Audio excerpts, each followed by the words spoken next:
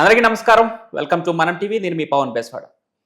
దక్షిణాది రాష్ట్రాలన్నీ ఈరోజు తమిళనాడులోని చెన్నై వేదికగా డీలిమిటేషన్ ప్రక్రియకు వ్యతిరేకంగా అఖిలపక్ష భేటీ అయితే జరగబోతోంది. ఈ నేపథ్యంలో తెలుగు రాష్ట్రాల నుంచి, ముఖ్యంగా తెలంగాణ నుంచి సీఎం రేవంత్ రెడ్డి, అదేవిధంగా బీఆర్ఎస్ వర్కింగ్ ప్రెసిడెంట్ కేటీఆర్ ఈ అఖిలపక్ష భేటీకి హాజరు కాబోతున్నారు. మరి ఆంధ్రప్రదేశ్లో ఇప్పుడే ఎన్డీఏ కూటమిలో భాగస్వామ్యంగా ఉన్నటువంటి తెలుగుదేశం కానీ, జనసేన తరపు నుంచి కానీ ఎవరూ హాజరు కారు. కానీ ఏ కూటమిలో లేకుండా ఉన్నటువంటి వైసీపీ పార్టీ అఖిలపక్ష భేటీకి ఎందుకు హాజరు కావడం లేదు? దీనిపై చర్చిద్దాం. మాతో పాటు అందుబాటులో ఉన్నారు రాజకీయ విశ్లేషకులు అప్సాన్ రాజేష్ గారు.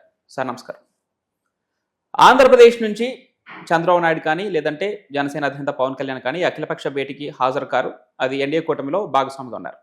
మరి వైసీపీ ఏ పక్షంలో ఉంది? ఈ అఖిలపక్ష భేటీకి ఎందుకు వెళ్ళటం లేదు? అసలు డీలిమిటేషన్ పై వైసీపీ స్టాండ్ ఏంటి? ఎలా చూడాలి సార్? వాస్తవంగా ఈరోజు చెన్నైలో డిఎంకే అధినేత, తమిళనాడు ముఖ్యమంత్రి స్టాలిన్ గారి ఆధ్వర్యంలో జరుగుతున్న దక్షిణ భారత రాష్ట్రాలకు సంబంధించిన చాలా సీరియస్ కన్సర్న్, దాని పట్ల తమ అభిప్రాయాన్ని ఒకరికొకరు పంచుకోవాలి అని చెప్పని, కేంద్ర ప్రభుత్వానికి తమ అభిప్రాయాన్ని తెలియజేయాలి అని చెప్పని, డీలిమిటేషన్ ప్రక్రియలో దక్షిణాదికి జరగబోతున్న నష్టాన్ని నివారించే దిశగా ప్రయత్నం జరగాలి అని చెప్పని 4 రాష్ట్రాలకు సంబంధించిన నాయకులతోటి ఒక సమావేశాన్ని ఏర్పాటు చేయాలి అని చెప్పని స్టాలిన్ గారు ప్రయత్నం చేశారు.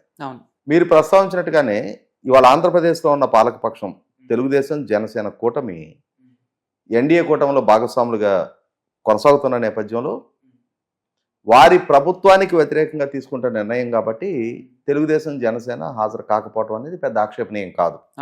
అదే సందర్భంలో మీరు ఇందాక ప్రస్తావించినట్టుగా ఏ కూటమిలో లేని జగన్మోహన్ రెడ్డి గారు హాజరు కావటం, కాకపోవటం అనేది డెఫినెట్గా చర్చనీయాంశం. ఎందుకంటే ఇక్కడ బీఆర్ఎస్ పార్టీ కూడా ఏ కూటమిలో లేదు. కానీ బీఆర్ఎస్ పార్టీ తరఫున కేటీఆర్ గారు, వినోద్ గారు ప్రతినిధులుగా హాజరవుతున్నారు అని చెప్పని మనం వార్తల్లో చూసాం. అంటే ఇక్కడ ఇవాళ దక్షిణాది రాష్ట్రాల ఆందోళన అర్థవంతమైన ఆందోళన, అర్ధరహితమైన ఆందోళన. ఇది డెఫినెట్గా చర్చ జరిగి తీరాల్సిన అంశం. మనకి 2009లో ఆంధ్రప్రదేశ్ రాష్ట్రంలో నియోజకవర్గాల పునర్వ్యవస్థీకరణ జరిగినప్పుడు మనకు ఒక స్పష్టమైన అనుభవం మన కళ్ళ ముందు ఉంది. ఆ రోజున ఆంధ్ర ప్రాంతంలో 7 అసెంబ్లీ నియోజకవర్గాలు తగ్గి తెలంగాణ ప్రాంతంలో 7 అసెంబ్లీ నియోజకవర్గాలు పెరిగాయి. ఈ పెరిగిన 7 అసెంబ్లీ నియోజకవర్గాలు కూడా హైదరాబాద్ చుట్టుపక్కలే పెరిగాయి. అంటే దీనికి వల్ల మనకేమర్థమైంది? ఆంధ్ర ప్రాంతం నుంచి ఇతోధికంగా ఉపాధి రీత్యా వలసలు హైదరాబాద్ నగరానికి పెరగటం వల్ల ఆంధ్ర ప్రాంత గ్రామీణ ప్రాంతాలు కానీ, పట్టణాలు కానీ జనాభా పరంగా పలచబడ్డాయి. అదే సందర్భంలో హైదరాబాద్ చుట్టుపక్కల పాపులేషన్ డెన్సిటీ పెరిగింది. దాంతో 2009కి ముందు తెలంగాణ ప్రాంతంలో 112 అసెంబ్లీ స్థానాలే ఉండేవి. ఆంధ్రప్రదేశ్ ప్రాంతంలో 182 స్థానాలు ఉండేవి. కానీ ఆంధ్ర ప్రాంతంలో అప్పటికి ఉమ్మడి రాష్ట్రంగానే ఉంది. ఆంధ్ర ప్రాంతంలో 182 స్థానాలు ఉండేవి. అక్కడ 7 స్థానాలు తగ్గి ఇక్కడ 7 స్థానాలు పెరిగాయి. అంటే ఇక్కడ ఏమర్థమవుతుంది? జనాభా పెరిగిన ప్రాంతాల్లో స్థానాల సంఖ్య పెరుగుతూ ఉంది, జనాభా తగ్గిన ప్రాంతాల్లో స్థానాల సంఖ్య తగ్గుతుంది అనేది ఎక్కడో రేపు రాకెట్ సైన్స్ ఉత్తరాదిలో పెరుగుతాయని చెప్పని రేపు ఎప్పుడో జనాభా లెక్కల ప్రాతిపదికగా మనం ఎప్పుడో నిర్ధారణ కావసరలా. మన కళ్ళ ముందు మన రాష్ట్రంలో మనకు అనుభవపూర్వకంగా నిర్ధారణ అయిన అంశం అది. ఇదే విధమైన సూత్రీకరణ బేస్ చేసుకొని రేపు 2026లో జరగబోతున్న నియోజకవర్గాల పునర్వ్యవస్థీకరణ సందర్భంగా జనాభానే కనుక ప్రాతిపదికగా తీసుకుంటే డెఫినెట్గా ఉత్తరాదిలో స్థానాల సంఖ్య పెరగడానికి ఆస్కారం ఉంది. అదే సందర్భంలో దక్షిణాదిలో స్థానాల సంఖ్య తగ్గటానికి ఆస్కారం ఉంది. కారణం ఏంటి? దక్షిణాది రాష్ట్రాలు దేశ పిలుపు మేరకు, కేంద్ర ప్రభుత్వ పిలుపు మేరకు గతంలో జనాభా నియంత్రణలో భాగంగా ఇవాళ చైనా తర్వాత ప్రపంచంలో 2వ అత్యధిక జనాభా కలిగి ఉన్న భారతదేశం ఒక రకమైన జనాభా విస్ఫోటన దిశగా పయనిస్తూ ఉంది. ఇంతటి జనాభా విస్ఫోటనానికి అడ్డుకట్ట వేయాలి అని అంటే కుటుంబ నియంత్రణ పాటించాలి. మొదట్లో 2 లేక 3 అనేవాళ్ళు, తర్వాత రోజుల్లో అది ఒకరు లేక ఇద్దరు అనే నినాదంగా మారింది.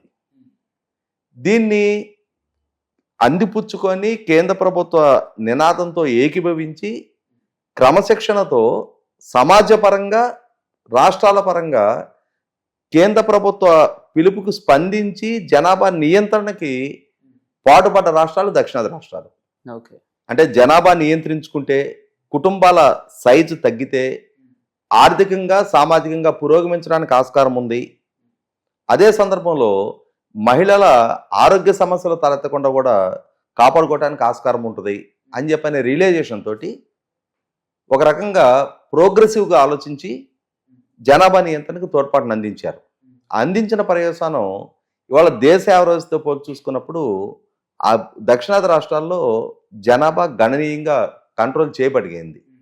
దానికి ప్రధానంగా దోహదం చేసింది కేంద్ర ప్రభుత్వ పిలుపుకి స్పందించి ప్రోగ్రెసివ్గా ఆలోచించిన ఇక్కడ సమాజ నిర్ణయం, ఇక్కడ ప్రభుత్వాల తోడ్పాటు. జనాభా నియంత్రణని ప్రభుత్వాలు ప్రోత్సహించాయి. అంటే ఒక అడుగు ముందుకేసి ఇక్కడ స్థానిక సంస్థల ఎన్నికల్లో పోటీ చేసే అభ్యర్థులకు కూడా ఇద్దరు కన్నా ఎక్కువ పిల్లలుంటే వాళ్ళు పోటీకి కూడా అనర్హులు అని చెప్పని చట్టాలు చేయడం జరిగింది ఇక్కడ ప్రభుత్వాలు. అంటే బై హుక్ ఆర్ కుక్ నువ్వు అధిక జనాభా కలిగి ఉండటానికి వీల్లేదు అని ప్రజలను చైతన్యపరుస్తూనే అధిక జనాభా కలిగి ఉండటం వల్ల, అధిక సంతానం కలిగి ఉండటం వల్ల ఆర్థికంగా నువ్వు పురోగమించడానికి నీకు ఇబ్బందికర పరిస్థితులు ఎదురవుతాయి. అదే సందర్భంలో రాజకీయపరమైన ఇంకొక రకమైన అవకాశాలు అందుకోవటానికి కూడా నీకు ఆస్కారం ఉండదు అని చెప్పనే ఒక నిర్బంధకాండతోటి ప్రజలను చైతన్యపరుస్తూ కఠినమైన చట్టాల ద్వారా కూడా జనాభా నియంత్రణకి సహకరించారు. మరి ఇంతగా కేంద్ర ప్రభుత్వం ఇచ్చిన పిలుపుకి స్పందించిన, దాన్ని అమలు చేసిన, జనాభా నియంత్రణకి బాధ్యులైన రాష్ట్రాలకి ఇవాళ జనాభా ప్రాతిపదిక మీద పునర్వ్యవస్థీకరణ జరిగి పార్లమెంట్ సీట్లు తగ్గిపోతాయి అని అంటే డెఫినెట్గా ఆందోళన ఉంటుంది. ఇంకోటి ఏమవుతుంది, ఇప్పటికే గత కొన్ని సంవత్సరాలుగా చూస్తూ ఉన్నాం మనం, కేంద్ర ప్రభుత్వ బడ్జెట్లో ట్యాక్స్ రాష్ట్రాల పరంగా కేంద్ర ప్రభుత్వానికి చెల్లిస్తున్న పన్నుల పరంగా చూసినప్పుడు దక్షిణాది రాష్ట్రాల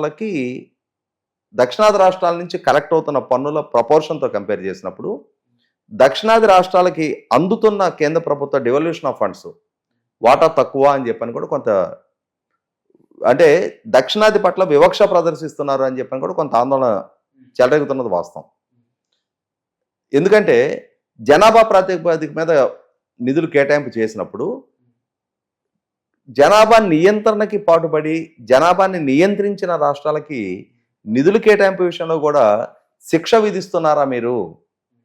జనాభా నియంత్రణ పాటించకుండా, కుటుంబ నియంత్రణ పాటించకుండా ఇష్టరీతిన జనాభా పెరగటానికి దోహదం చేసిన రాష్ట్రాలకేమో మీరు అధికంగా నిధులు కేటాయిస్తున్నారు అని చెప్పని గతంలో చాలా పెద్ద ఎత్తున రాష్ట్రాల మధ్య కూడా, రాజకీయ పార్టీల మధ్య, ప్రభుత్వాల మధ్య కూడా వాడివేడి చర్చలు నడిచినాయి.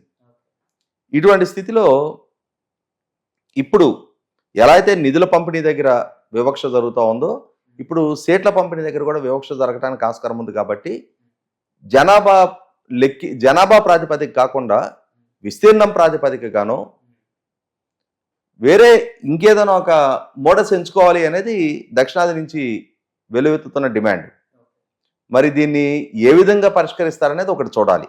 అంటే సమస్య అయితే అంటే ఇప్పటికే చాలా డిస్పారిటీస్ ఉన్నాయి.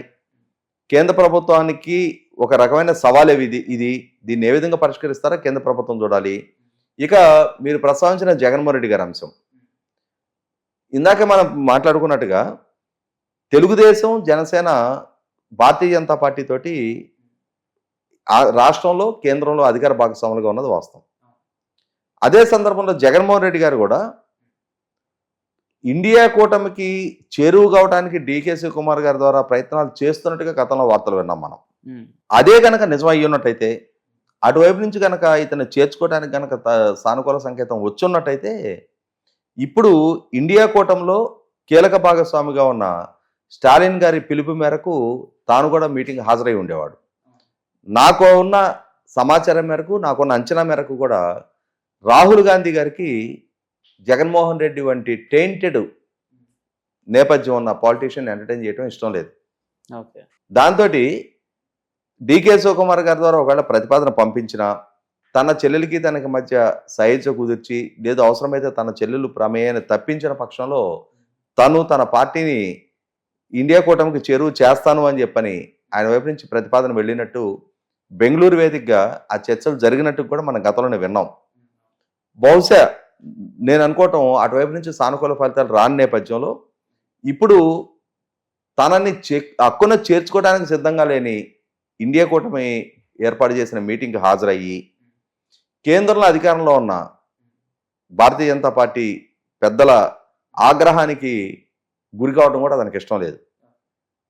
ఎందుకంటే అధికారం పోయింది. చంద్రబాబు నాయుడు గారి ప్రభుత్వం ఇప్పటికే అతని పాలనా హయాంలో జరిగిన చాలా తప్పులను వెలికితీస్తా ఉన్నారు. బహుశా త్వరలోనే కేసులు నమోదు దిశగా కూడా అడుగులు పడుతున్నట్టుగా మనకు వార్తలు వస్తూ ఉన్నాయి.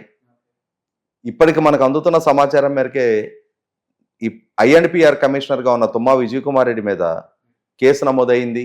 అతని విచారణకు పిలుస్తూ ఉన్నారు. మరి సాక్షికి నిధులు కట్టబెట్టిన తుమ్మా విజయ్ కుమార్ రెడ్డి దోషి అయితే నిధులు దక్కించుకున్న భారతి గారు జగన్మోహన్ రెడ్డి గారు కూడా దోషులే కదా. వాళ్ళ కుటుంబ యాజమాన్యంలో ఉన్న పత్రికే కదా నిధులు కట్టబెట్టింది. ముఖ్యమంత్రిగా జగన్మోహన్ రెడ్డి గారు కొనసాగిన సందర్భంలో ఇవాళ ఆయన పాలనలోని ఒక విభాగం నుంచి తన కుటుంబ యాజమాన్యంలో ఉన్న పత్రికకి నిధులు కేటాయింపు చేసుకోవడం జరిగింది అని అంటే రేపటి రోజున జగన్మోహన్ రెడ్డి గారు భారతి గారి మీద కూడా కేసులు నమోదు కావడానికి ఆస్కారం ఉంది అని చెప్పని ఇప్పుడే చర్చ జరుగుతూ ఉంది. మద్యం కుంభకోణం ప్రస్తావన నడుస్తూ ఉంది. ఇసుక గురించిన ప్రస్తావన నడుస్తూ ఉంది. వివిధ ప్రకృతి వనరుల లూటీకి సంబంధించిన చర్చలు నడుస్తూ ఉన్నాయి.